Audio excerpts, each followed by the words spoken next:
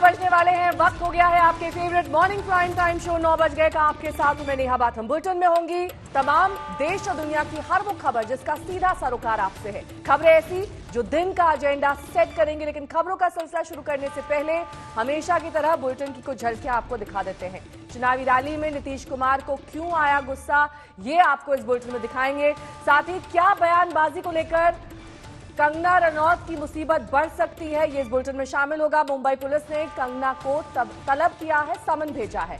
विजयवाड़ा लिए चलेंगे, जहां के कनक दुर्गा मंदिर में आस्था के सैलाब के बीच चीख पुकार मच गई, ये आपको दिखाएंगे। साथ ही ठीक आधे घंटे बाद यानी कि सुबह 9:30 बजे 100 शहर 100 खबर।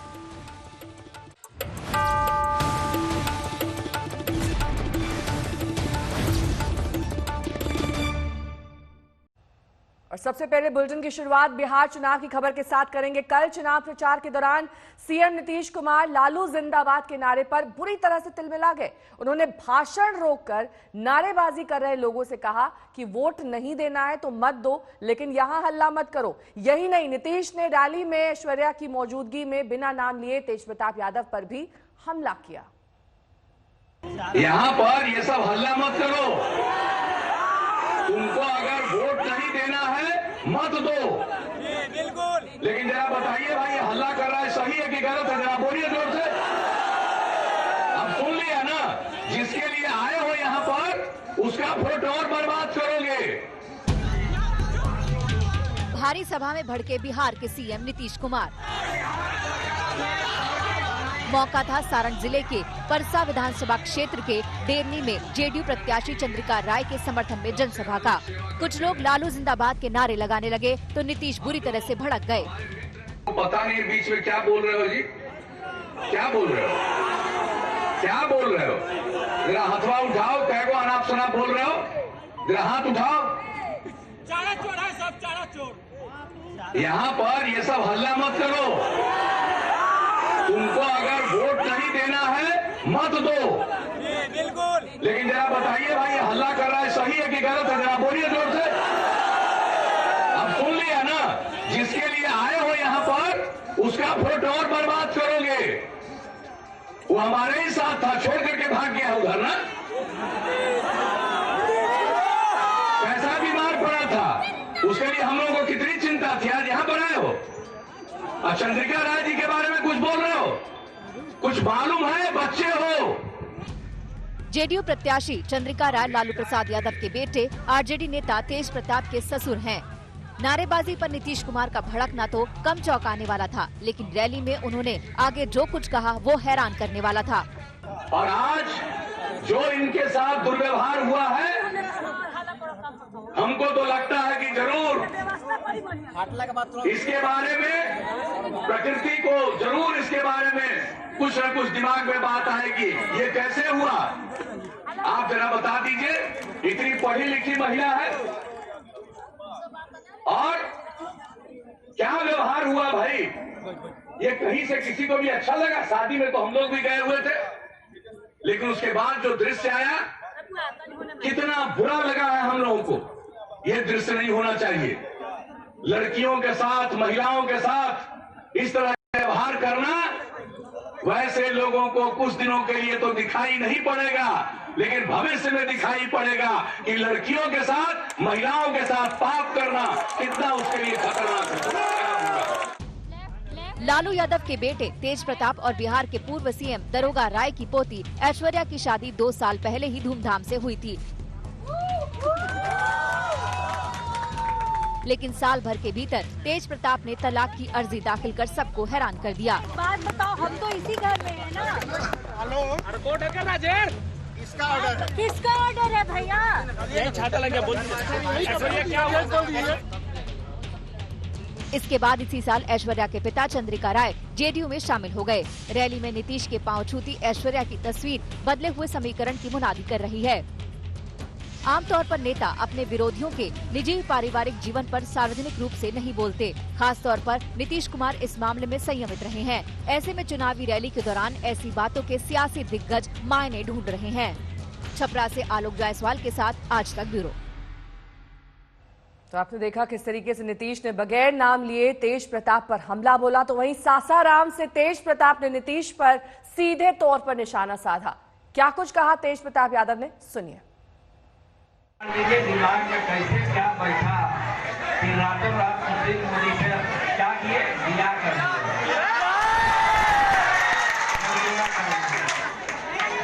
तो हम लोग यहाँ पे आए हैं। अब किसी का हम आलोचना नहीं करना चाहते, हम आए हैं, हसनपुर की महान जनता ने हमें चुनने का काम किया है। जब चुना है, आप लोगों ने हम पे भरोसा किया है, तो हम भी आपके भरोसे को तोड़ेंगे नहीं। और रोड की स्थिति इतनी दुर्गति है, हम तो लगातार घूम रहे हैं, लगातार गांव में भी पैदल भी उतर करके चल रहे हैं। एक जगह गांव में गए, उसमें पूरा कच्चा मिट्टी है, खाली कच्चा मिट्टी का ढेर है पूरा, पता नहीं उसमें अगर ट्रैक्टर भी चल जाएगा तो फंस जाएगा ट्रैक्टर। ये दुर्गति रोड की पूरे तरीके से समझता है। बिहार चुनाव के लिए आज बीजेपी विजन डॉक्यूमेंट जारी करने वाली है। वित्त मंत्री निर्मला सीतारमण पटना में पार्टी का घोषणा पत्र जारी करेंगे। बीजेपी से पहले एलजेपी और कांग्रेस ने अपने वादों का पिटारा कल खोला था और जनता से कई वादे किए हैं।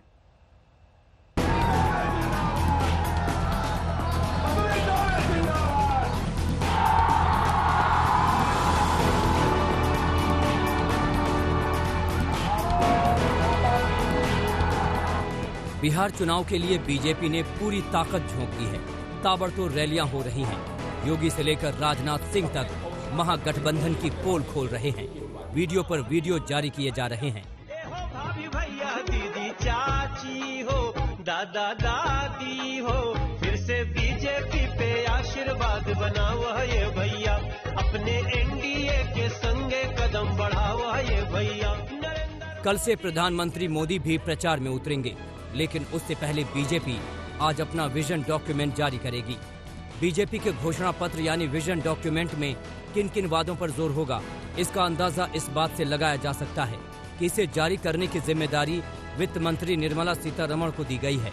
विजन डॉक्यूमेंट जारी करने के दौरान बिहार बीजेपी के प्रभारी भूपेंद्र यादव, बिहार चुनाव प्रभारी देवेंद्र फडणवीस और बिहार बीजेपी के अध्यक्ष संजय जायसवाल समेत पार्टी के कई दिग्गज भी मौजूद रहेंगे। भारत के यशस्वी प्रधानमंत्री माननीय नरेंद्र मोदी जी के आत्मनिर्भर भारत के संकल्प के साथ बिहार आत्मनिर्भर बनेगा। उस आत्मनिर्भर बिहार में औद्योगिक क्रांति होगी, हरित क्रांति होगी, श्वेत क्रांति होगी, नीली क्रांति होगी और करोड़ों करोड़ नौजवानों को रोजगार मिलेगा। बीजेपी से पहले चिराग पासवान ने पार्टी का विजन डॉक्यूमेंट जारी किया, लेकिन चुनाव प्रचार को जज्बाती रंग देने से नहीं चुके।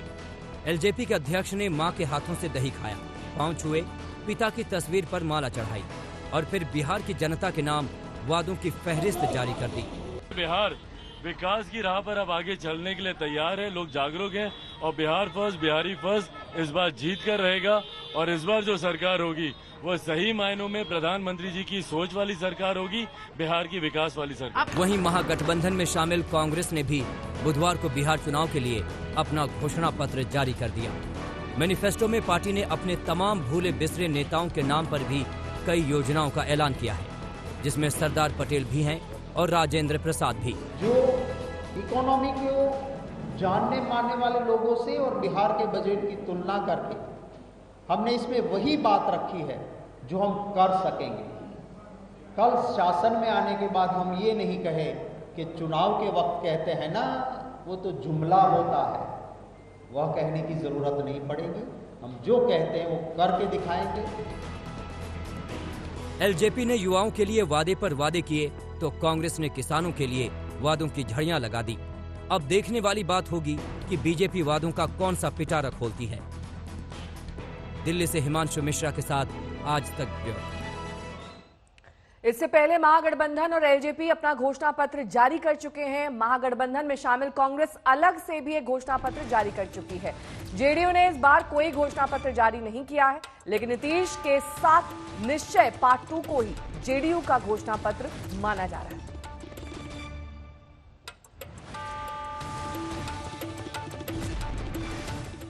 बिहार चुनाव में आरोप प्रत्यारोप का जबरदस्त दौर जारी है। बीजेपी ने स्टार प्रचारकों को मैदान में उतार दिया है, तो वहीं आरजेडी और एलजेपी की जिम्मेदारी युवा कंधों पर दिख रही है। आइए आपको दिखाते हैं चुनाव प्रचार के दौरान नेताओं के भाषण के कुछ रंग। राजद और कांग्रेस एक नए कोरोना के रूप में भाकपा माले को लेकर के आपके बीच में से छोड़ना चाहता है। ये कोरोना से कम नहीं है। जो लोग भारत के टुकड़े टुकड़े करने की मंशा के साथ भारत के उच्च संस्थानों में नारेबाजी कर रहे हो, कांग्रेस और राजद का उन्हें समर्थन मिलना इससे बड़ा दुर्भाग्य भारत के राजनीतिक क्षेत्र में दूसरा नहीं हो सकता है। और यही कुत्सित मंशा के साथ ये लोग आकर के एक बार फिर से देश के अंदर आतंकवाद को, नक्सलवाद को, उग्रवाद और उग्रवाद को फैलाने की खुद भी चेष्टा कर रहे हैं। लेकिन मूल बात ये सवाल है कि नीतीश कुमार जी मानसिक और शारीरिक रूप से थक चुके हैं, और हम इसलिए कह रहे हैं वो थक चुके हैं कि उल जुलूल जो बयान जो है वो कहा जा रहा है। अब नीतीश कुमार जी 15 साल शासन करने के बाद ये कह रहे हैं कि नौकरी देने का पैसा कहाँ से आएगा। अब उनको ये बताना चाहिए कि जो 60 घोटाले इन लोगों ने किए हैं, तो लगभग 30,000 करोड़ बिहार के बजट का पैसा कहाँ गया वो 30,000 करोड़ रुपए। बिहार विकास की राह पर अब आगे चलने के लिए तैयार है। लोग जागरूक हैं और बिहार फर्स्ट, बिहारी फर्स्ट इस बार जीत कर रहेगा। और इस बार जो सरकार होगी वो सही मायनों में प्रधानमंत्री जी की सोच वाली सरकार होगी, बिहार की विकास वाली सरकार। भाई नीतीश कुमार जी को सह सम्मान केंद्र में लेकर जाएं, उनको मंत्री बनाएं, पर नीतीश जी दोबारा प्रदेश के मुख्यमंत्री बनेंगे ये असंभव है। तो बिहार में आज भी रैलियों का सिलसिला जारी रहेगा। बीजेपी से राजनाथ सिंह, देवेंद्र फडणवीस, मनोज तिवारी, बाबूलाल मरांडी और रघुवर दास जैसे स्टार प्रचार मोर्चा संभालेंगे। आरजेडी के तेजस्वी यादव रोहतास, कैमूर, बक्सर और भोजपुर में तूफानी रैली करने वाले।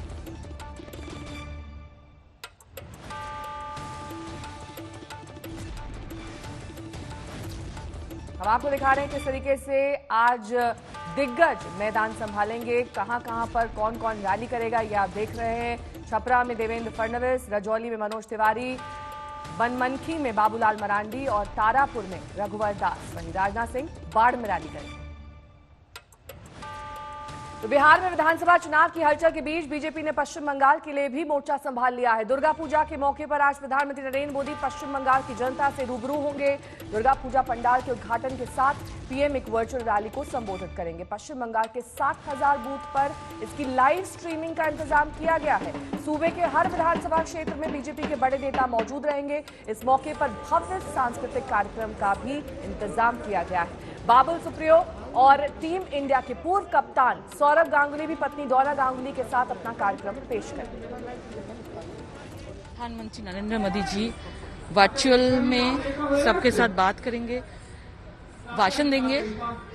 माँ दुर्गा पूरा बंगाल में छाए हुए हैं, तो हमारा ये गर्व है कि प्रधानमंत्री जी बंगाल के लिए, बंगाल में जो दुर्गा पूजा के लिए उनका वक्तव्य रखेंगे। ये हमारे as a BJP workers, as a Bengal का जो बंगाली लोग हैं, हमारे लिए गर्व का बात है।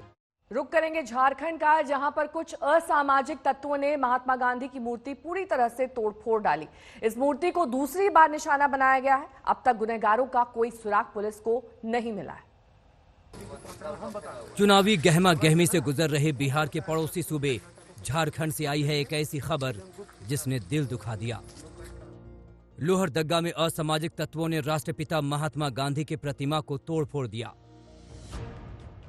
रात के अंधेरे में अहिंसा के पुजारी की प्रतिमा को निशाना बनाया गया। कौन है अहिंसा के अग्रदूत का दुश्मन? दूसरी बार निशाना बनी बापू की मूर्ति। कुडू थाना इलाके के चिरी में स्थित गांधी पार्क में यह प्रतिमा स्थापित थी। शरारती तत्वों ने इसे टुकड़े टुकड़े करके सड़क पर फेंक दिया। नेशनल हाईवे के ठीक बगल में बने इस पार्क में दूसरी बार बाबू की मूर्ति को खंडित किया गया। एसडीओ और डीएसपी के साथ बाकी अफसर भी मुआयना करने आए। हालांकि असामाजिक तत्वों का सुराग नहीं मिल पाया। प्रशासन कह रहा है कि दोषियों पर कार्रवाई होगी। संध्या 7 बजे के बाद लगता है कुछ शरारती असामाजिक तत्व द्वारा घटना की गई है। यहाँ पे एक बड़ी लगभग 10 फीट ऊंची महात्मा गांधी राष्ट्रपिता की प्रतिमा थी, जिसको खंडित कर दिया गया और उसको पूरा ध्वस्त कर दिया गया। तो हम लोग कार्रवाई करेंगे। ये लाजमी भी है और जरूरी भी कि ऐसा धत कर्म करने वालों का जल्द पता लगाया जाए। लोहरदगा से सतीश सहदेव, आज तक। बिहार में बीजेपी के बड़े नेता प्रचार के पहले ही चरण में कांग्रेस और आरजेडी के गठबंधन पर तीखे हमले कर रहे हैं। बीजेपी अध्यक्ष नड्डा के बाद अब यूपी के सीएम आदित्यनाथ ने भी प्रचार के दौरान सीधा आरोप लगाया कि कांग्रेस और आरजेडी का गठबंधन देश तोड़ने की मंशा रखने वालों के साथ है।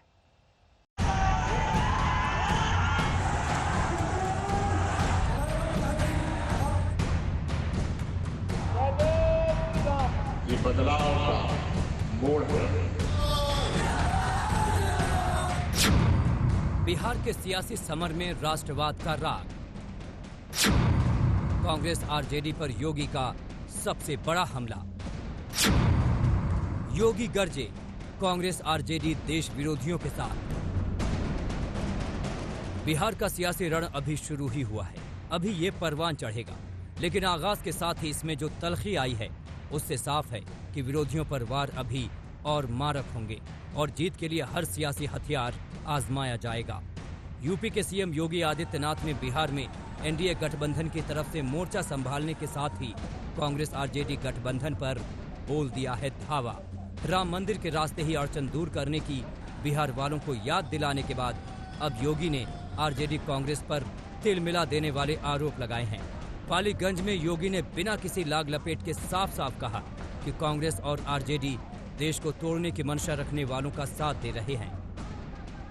जो लोग भारत के टुकड़े टुकड़े करने की मंशा के साथ भारत के उच्च संस्थानों में नारेबाजी कर रहे हों, कांग्रेस और राजद का उन्हें समर्थन मिलना इससे बड़ा दुर्भाग्य भारत के राजनीतिक क्षेत्र में दूसरा नहीं हो सकता है।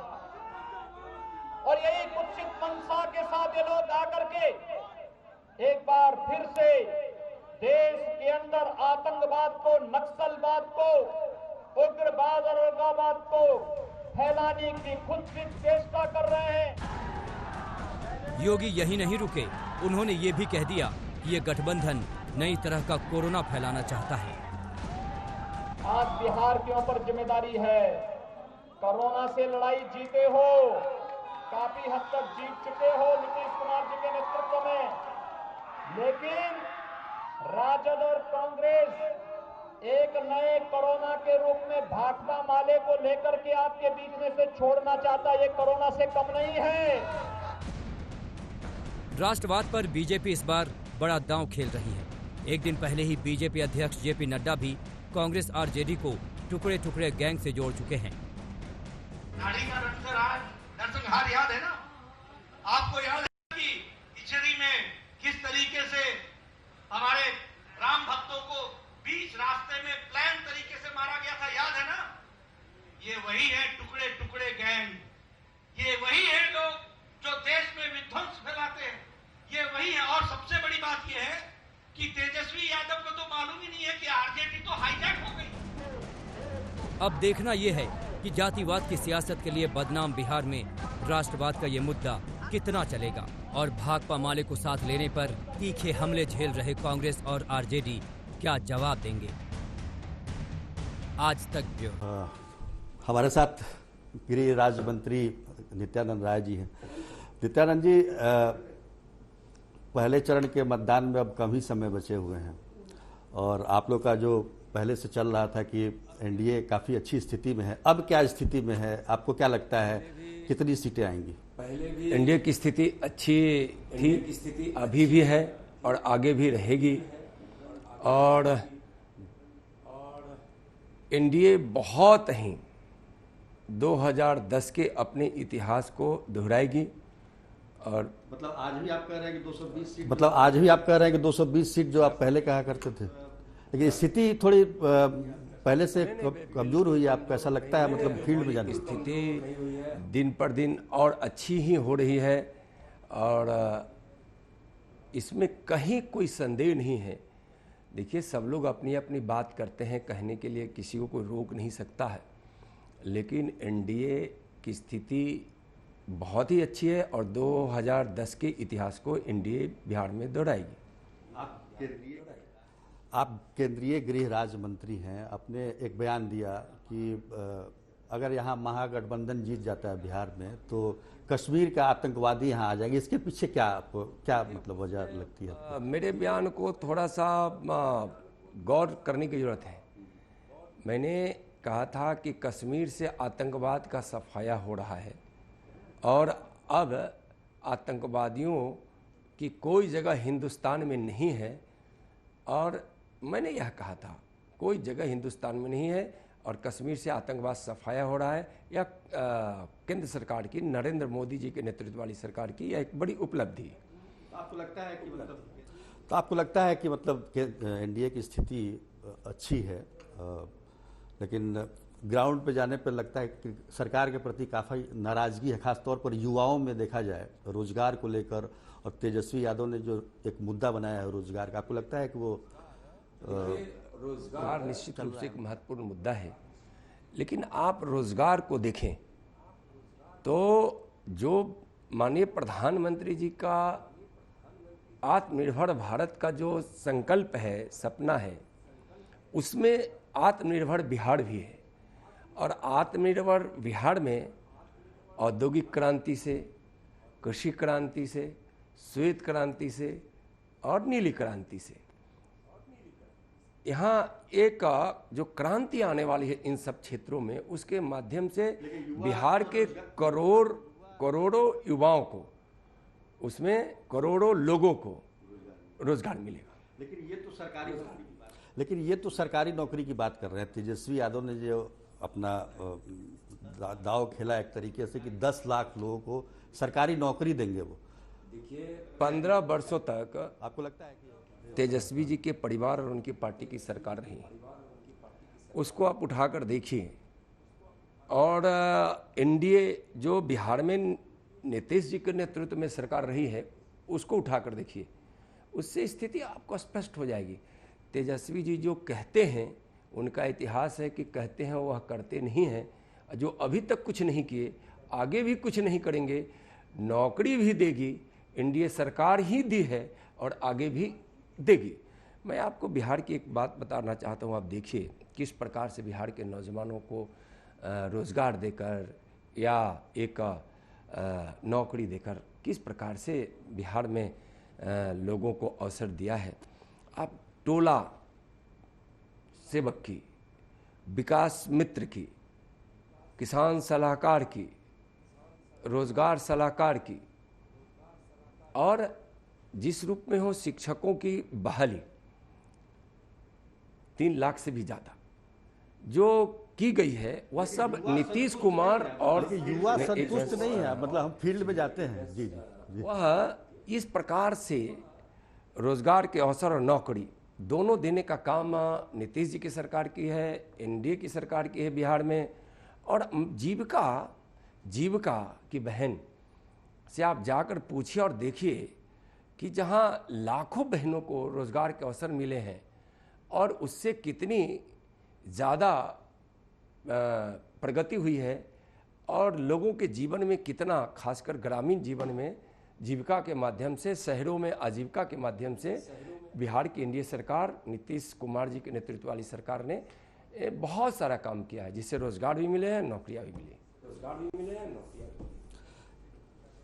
फिर कैसे तेजस्वी यादव दावा कर रहे हैं कि मुख्यमंत्री बनने जा रहे हैं वो, और आपको लगता है कि उनका कुछ चांस बन रहा है क्या? मैं उसमें एक लाइन और जोड़ना चाहूँगा। और एक तो बहुत ही कम मात्रा में जो नौकरी आरजेडी की सरकार में मिली या उस परिवार को जो अवसर मिला था तेजस्वी जी को, तो नौकरी के बदले में क्या क्या देना पड़ा है यह किसी से छुपा हुआ नहीं है। और क्या क्या उपहार लिया गया हो, या उसको जो भी आप कह सकते हो, उपहारहीन तो न कहेंगे, उसको कहेंगे कि नौकरी देने के बदले में कितने लोगों से किसी की ज़मीन बिक गई, ले ली गई, किसी की प्रॉपर्टी ले ली गई। और उतना ही नहीं, जितने लोगों को नौकरी मिली उससे कई गुना ज़्यादा लोगों से उनके लोगों ने एक तरह से वसूली की और उन लोगों को नौकरी नहीं भी मिली। तो यह तो बिहार देख रहा है कि किस प्रकार से बिहार के नौजवानों को और लोगों को अपने कार्यकाल में तेजस्वी जी की पार्टी और उनके परिवार की सरकार ने धोखा दिया है। भ्रम फैलाने के अलावा उनके पास कुछ नहीं है। अभी जो स्थिति दिख रही है बिहार में, आपको लगता है कि जेडीयू और बीजेपी काफ़ी लंबे समय तक साथ में थे, बीच में उनका आप लोगों का गठबंधन टूटा, फिर से जुड़े, तो ये जो बीच में जो गठबंधन टूटा उसका असर कुछ है कि लोगों का विश्वास उस तरीके का नहीं दिख रहा है 2010 वाला आज की स्थिति में? जदयू से गठबंधन है, जब से जदयू एनडीए में है, मन से गठबंधन है, मन से गठबंधन है। और जहां मन से गठबंधन होता है वहां मजबूती होती है, इरादे पक्के होते हैं। और आपको इधर एनडीए की सरकार जो बिहार में नीतीश जी के नेतृत्व में रही है, आप देखिए कि विकास का काम, न्याय के साथ विकास का काम, और आप गांव से लेकर शहर तक, आम आदमी से लेकर सबके लिए जो बिहार में विकास किया गया है। और इसमें हमारे माननीय भारत के प्रधानमंत्री आदरणीय नरेंद्र मोदी जी जो बिहार पे विशेष कृपा रखते हैं, उनके उस आशीर्वाद से, केंद्र सरकार के सहयोग से बिहार में विकास की बड़ी बड़ी योजनाएं लागू हुई है, काम हुआ है, पूर्ण हुआ है, कुछ चल भी रहे हैं। आप देखेंगे 1,25,000 करोड़ के पैकेज से बिहार के विकास में कितनी गति आई। इसके अलावा अभी कोविड काल में भी देखिए कि 2 बड़ा हॉस्पिटल दिया गया। बिहार सरकार ने भी नीतीश जी के नेतृत्व में हमारे स्वास्थ्य मंत्री मंगल पांडे जी ने कोरोना काल में इलाज की अच्छी व्यवस्था की। इसके बावजूद भी माननीय प्रधानमंत्री जी ने पीएम केयर फंड से यहाँ 2 अस्पताल दिए, एक बीटा में और एक मुजफ्फरपुर में, दोनों मिलाकर 1,000 बेड है। और उसमें 250 आईसीयू जो वेंटिलेटर युक्त है। तो एक बड़ी व्यवस्था, घर घर बिजली पहुंच गई है, शौचालय बने हैं, अब बिजली रह रही है, सड़कें बनी हैं, कृषि के क्षेत्र में क्रांति आई है, किसानों को प्रधानमंत्री सम्मान निधि से 6 बार के बावजूद युवाओं में नाराजगी है नित्यानंद जी। लेकिन हम एक सवाल पूछे, जनधन खाता खुला है, उज्ज्वला गैस कनेक्शन गया है, आयुष्मान भारत के माध्यम से जो प्रधानमंत्री जी की महत्वाकांक्षी योजना है उसके माध्यम से बिहार को बहुत लाभ मिला है। बिहार बहुत आगे बढ़ा है और भी आगे बढ़ेगा। हम ये कह रहे थे कि युवाओं में जो नाराजगी है, जो जिस तरह का थोड़ा सरकार के खिलाफ जो गुस्सा है, आपको लगता है कि कल से प्रधानमंत्री नरेंद्र मोदी रैली कर रहे हैं, नीतीश कुमार भी ज्वाइंट रैली में शामिल होंगे, स्थिति कुछ एनडीए के लिए बेहतर होगी? देखिए अभी प्रधानमंत्री जी के आने से और बेहतर होगा। और पूरे देश समेत बिहार के, चाहे वो नौजवान हो, किसान हो, मजदूर हो, महिलाएं हो, हमारी माँ बहनें, जो भी हो, सबके मन में, चाहे व्यापारी हो, उद्योगपति हो, सबके मन में प्रधानमंत्री जी के प्रति आस्था है, विश्वास है। और प्रधानमंत्री जी के प्रति जो आस्था और विश्वास है वह बहुत अटूट है, इतना अटूट है कि आप उसको जब गौर करेंगे तो देखेंगे कि आज बिहार के सारे लोग, युवा से लेके किसान, मजदूर, महिलाएं, सब के सब आज हमारे प्रधानमंत्री जी के कामों के प्रति आदर भाव रखते हैं और समझते हैं कि जो प्रधानमंत्री जी कहते हैं वह करते हैं। और 6 वर्षों के इस कालखंड को आप उठाकर देखेंगे तो भारत कहाँ से कहाँ पहुँचा है। इसलिए हमारे प्रधानमंत्री जी का जो नाम है और काम है उसका भी लाभ हमको बिहार के चुनाव में मिल रहा है। लाभ मिलेगा तो दोनों पार्टियों को मिलेगा। तो क्या लगता है कि किसको एनडीए में, बीजेपी और जेडीयू में किसको सीट ज़्यादा आएगी? ये कुछ सीट आएगी, एनडीए की सरकार बनेगी। हम सारी सीटों को एनडीए की ही सीट मानते हैं। जो भी सीट आए, चाहे वह बीजेपी को आए या जदयू को आए या हम को आए या वीआईपी को आए, सारी की सारी सीटें एनडीए की सीट हैं। मुख्यमंत्री एनडीए की सीट, मुख्यमंत्री अगर सीट कम हुआ, जेडीयू मानिए हमारे केंद्रीय नेतृत्व का, हमारे आदरणीय गृह मंत्री जी का, हमारे आदरणीय राष्ट्रीय अध्यक्ष जी का, इन सब लोगों का स्पष्ट रूप से उन लोगों का बयान आया है कि हमारे मुख्यमंत्री नीतीश कुमार जी ही होंगे। अच्छा ये देखिए आप चुनाव जो हो रहा है कोविड काल में, कोरोना काल में चुनाव हो रहा है और आपके भी कई नेता कोरोना के मतलब पॉजिटिव पाए गए हैं, तो ऐसा लगता नहीं है कि चुनाव का ये वक्त था? आपको लगता है कि जो व्यवस्थाएं करनी चाहिए और जिस तरह के गाइडलाइन जारी किए गए थे चुनाव आयोग से उसका पालन भी नहीं हुआ? लोकतंत्र की व्यवस्था में चुनाव आयोग अति महत्वपूर्ण भूमिका में होता है और चुनाव आयोग का जो फैसला हुआ है उस चुनाव आयोग के फैसले के हिसाब से एनडीए भारतीय जनता पार्टी चुनाव मैदान में है। उसके फैसला का आदर करते हुए सबको, आप सभी पार्टियां उस फैसले का आदर की है, एनडीए भी की है। एक सवाल हमको हमारे मन में आ रहा है कि अगर एनडीए इंटैक्ट होता, एलजेपी भी साथ होती, तो स्थिति कुछ और नहीं होती? देखिए, सरकार बनेगी, 2010 के इतिहास को दोहराएंगे। मैं इस बात से आपको आश्वस्त करता हूं और बिहार का जो परिदृश्य है मैं विश्वास के साथ कह रहा हूं 2010 के इतिहास को फिर दोहराएंगे। अच्छा, एक आखिरी सवाल ये करना चाहेंगे कि इस चुनाव में पाकिस्तान और चीन का मुद्दा कितना रेलेवेंट है इस? देखिए, चीन नहीं है, लेकिन माननीय प्रधानमंत्री आदरणीय नरेंद्र मोदी जी के नेतृत्व में देश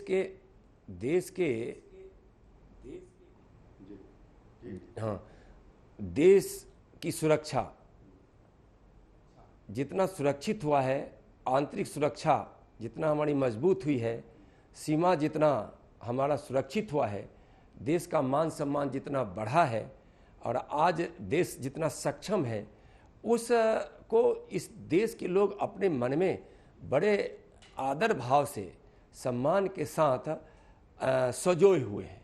इसलिए यह राष्ट्रवाद का मुद्दा निश्चित रूप से एक बड़ा मुद्दा है और देश से बढ़कर तो कुछ है ही नहीं।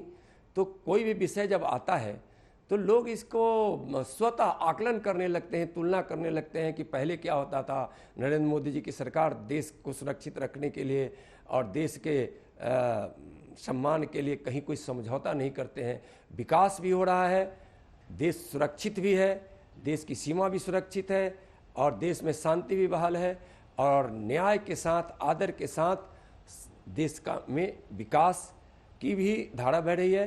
अब कहा तो जाता है, लोग कहते हैं कि एक भागीरथ ने धरती को तृप्त करने के लिए शंकर में इमरान के खिलाफ छिड़े सियासी संग्राम में फौज के खिलाफ बगावत के हालात बन गए हैं। कराची के पुलिस चीफ को पाकिस्तानी रेंजर्स ने अगवा कर लिया है। सिंध पुलिस के तमाम बड़े अफसरों ने छुट्टी पर जाने का ऐलान किया। इस बगावत से बाजवा के भी होश उड़ गए।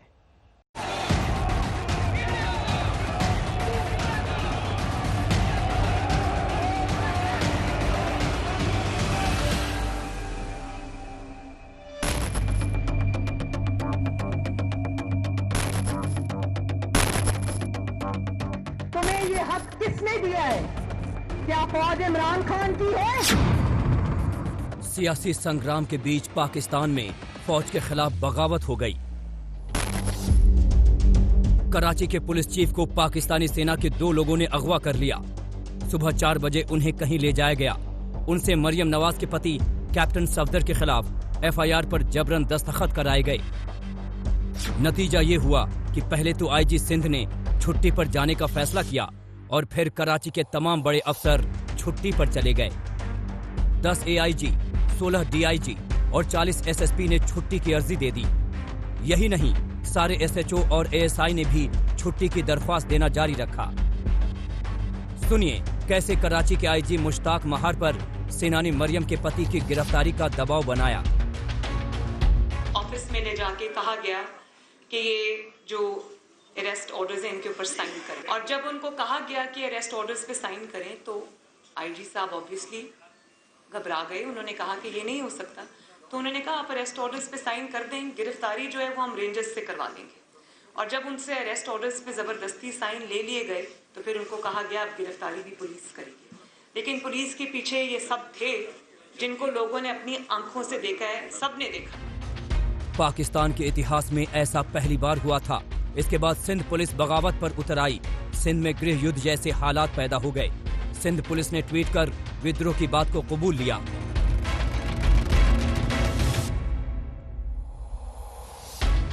अठारह और 19 अक्टूबर की रात को जो अफसोसनाक वाकया हुआ, उसने सिंध पुलिस के सभी रैंक का दिल तोड़ा है और उनमें असंतोष है। सिंध में बिलावल भुट्टो की पाकिस्तान पीपल्स पार्टी की सरकार है, लिहाजा सिंध में पैदा हुए गृह युद्ध जैसे हालात के बाद पीपीपी के चेयरमैन बिलावल भुट्टो जरदारी भी एक्शन में आ गए। कौन थे जिन्होंने हमारा आईजी के घर का सुबह सवेरे 2 बजे के बाद घेराव किया था?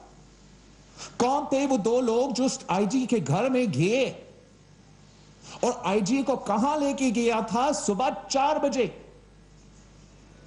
चीफ मिनिस्टर साहब का अपना इन्वेस्टिगेशन का ऐलान तो हुआ है और वो इन्वेस्टिगेशन साथ साथ चलेगा, लेकिन मैं मुतालबा करता हूं जनरल फैज से, DGISI से, जनरल बाजवा से, जो चीफ ऑफ आर्मी स्टाफ है, अपना इदारे के आप इन्वेस्टिगेशन करो। वो किस तरीके से इस सूबे में अपना काम कर रहे हैं। कराची में पैदा हुए हालात ने जनरल बाजवा की भी नींद उड़ा दी। आनन फानन में उन्होंने डैमेज कंट्रोल की जिम्मेदारी संभाली। बिलावल भुट्टो से फोन पर बात कर मामला शांत करने की कोशिश की। वहीं उन्हें अपनी ही फौज के खिलाफ जांच के आदेश देने पड़े। बिलावल भुट्टो का कहना है कि कराची पुलिस का मनोबल गिरा है। वो अपना काम कैसे करे? गैर सियासी फैसलों की वजह से आज हमारे सिंध की पुलिस फोर्स डिमोरलाइज। हालांकि मामले की जांच का आदेश होने के बाद सिंध पुलिस का रुख नरम पड़ा है। सिंध के आईजी अपनी छुट्टी टालने पर राजी हो गए। उन्होंने अपने अफसरों से भी कहा है कि फिलहाल 10 दिन तक वो छुट्टी पर न जाएं। इन सब के बीच इमरान खान चुप हैं, जबकि उन्हें ही इन सब के लिए जिम्मेदार ठहराया जा रहा है। कैप्टन सफदर को जिन्ना की मजार के अपमान के आरोप में कराची के होटल से आधी रात के बाद अपने कमरे का दरवाजा तोड़कर गिरफ्तार किया गया था। उस रात की रैली में मरियम इमरान पर जमकर बरसी थीं। बाद में कैप्टन सफदर को जमानत पर रिहा कर दिया गया था, लेकिन कराची पुलिस की बगावत से पाकिस्तानी फौज की जबरदस्त किरकिरी हुई है। आज तक ब्यूरो।